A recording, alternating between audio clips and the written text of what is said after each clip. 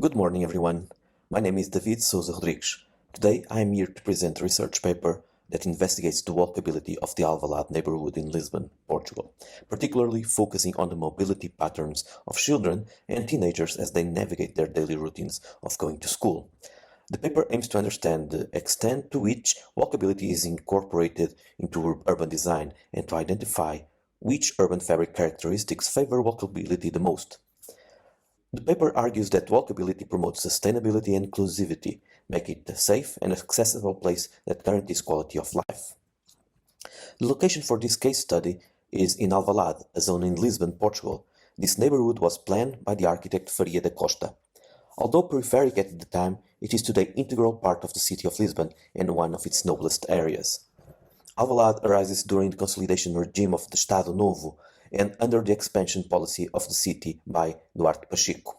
Duarte Pacheco had an entrepreneurial attitude. He was responsible for the vast program of expropriation of land that allowed the urbanization of the neighborhood of Alvalade through the municipalization of the land since 1945.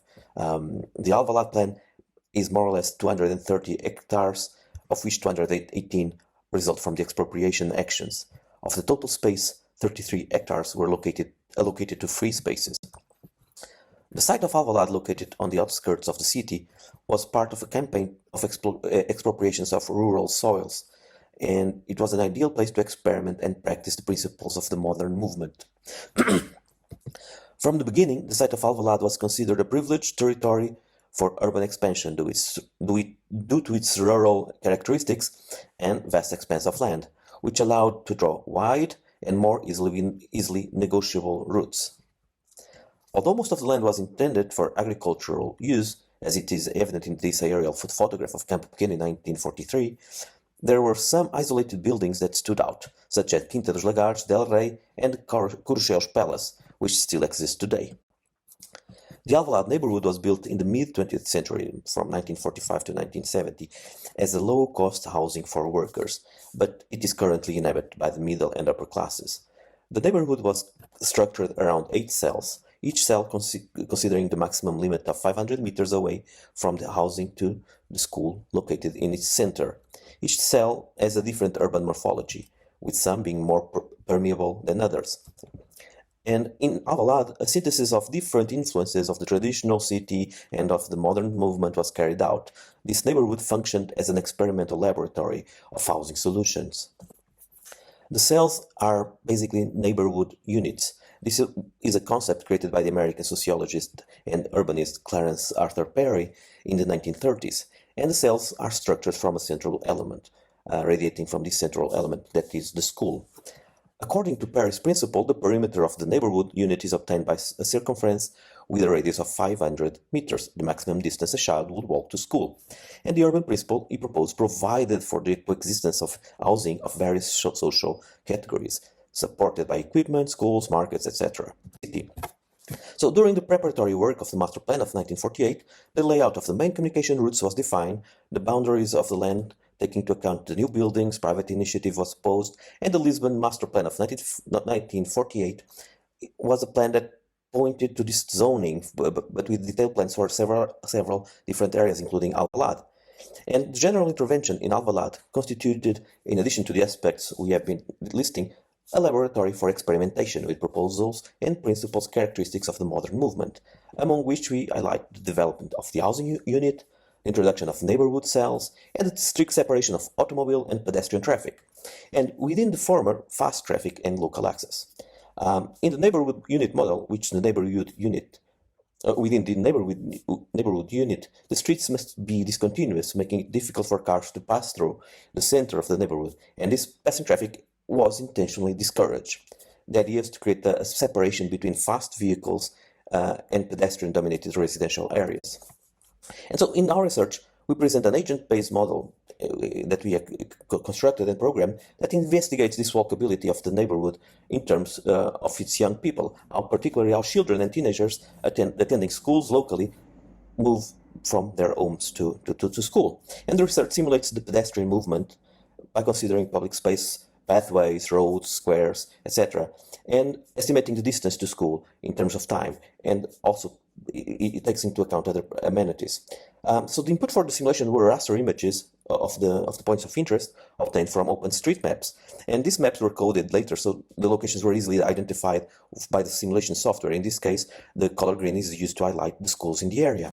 So the plan and the area of interest contains the several public schools, and also some private ones. In total, they were 11, but 2 of them didn't exist at the time, and so this corresponds to private schools and 1 adult formation school, and so they were removed from our simulation. But and also they were not in the 1930s plan. So with this case study delimited, we developed a computer simulation written in NetLogo. And NetLogo is a multi-agent programmable environment that simplifies many of the minor bookkeeping tasks when writing a computer simulation. It has the notion of space, of agents, and scheduling, for example, and it also provides a way to easily create interfaces and obtain statistics from the resulting simulations. So one of its big advantages is also that it supports many kinds of simulations based on agents or networks or cellular automata. So in our study, we wrote a simulation to take use the agent/cellular automata principle, and our model measured the distance traveled by agents from school to their homes or to located at the entry in their public space near their buildings. And so at each step, an agent would walk away from school, going back home, and will lay a marker in each location. And this will characterize the time that it takes a child to go to that particular locations. So we assumed a movement of 1 meter per second for each cell, and each cell corresponds in our representation to 4 square meters.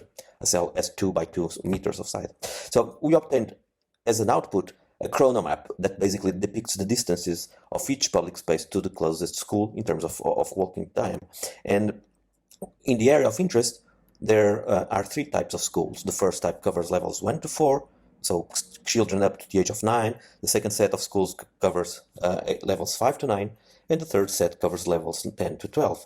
And we simulated all 3 sets and obtained chronomaps for each one of them.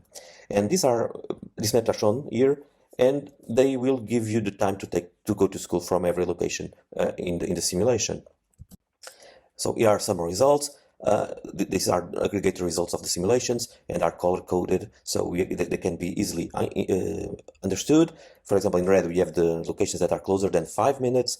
Then in the next layer, or in orange, we have the sub 10-minute locations, and then the 15-minute locations are in green. And finally, every location that is above 15 minutes of distance is in purple. So from these images, it's clear that there are slightly or striking differences between the 3 levels of schooling, namely for the students of levels 5 to 9, between 10 and 14 years old, where in the southwest and in the northeast of this area, they are further away than 15 minutes that was expected. Also, this difference can be clearly seen when we plot the density of location according to their time distances. So while 80% of the primary schools have traveling distances below 7 minutes, the other 2 cases only achieve 80% by 12 and 14 minutes respectively. So the cumulative density representation clearly shows that students in the middle levels of 5 to 9 are the ones further away from their respective schools. And we also clearly see that 10% of the locations are further away than 17 minutes. So in conclusion, I'd like to point out some final ideas. The construction of models in silico allows us to explore quickly the behavior of large complex scenarios. These computer simulations allow for the exploration of past, present, and future realities. And even at the expense of some accuracy, the models allow the start of conversations with populations and provide thought ideas to explore. As the project in this stage is in its early stages of development, many factors and variables are still missing from the project, and we will be incorporating them during the next iterations of this research. Right now, what we found shows good agreement with modern tendencies in urban planning, like the 15-minute city that aims to return the city to its local communities for pedestrians, for bicyclists, for cycling.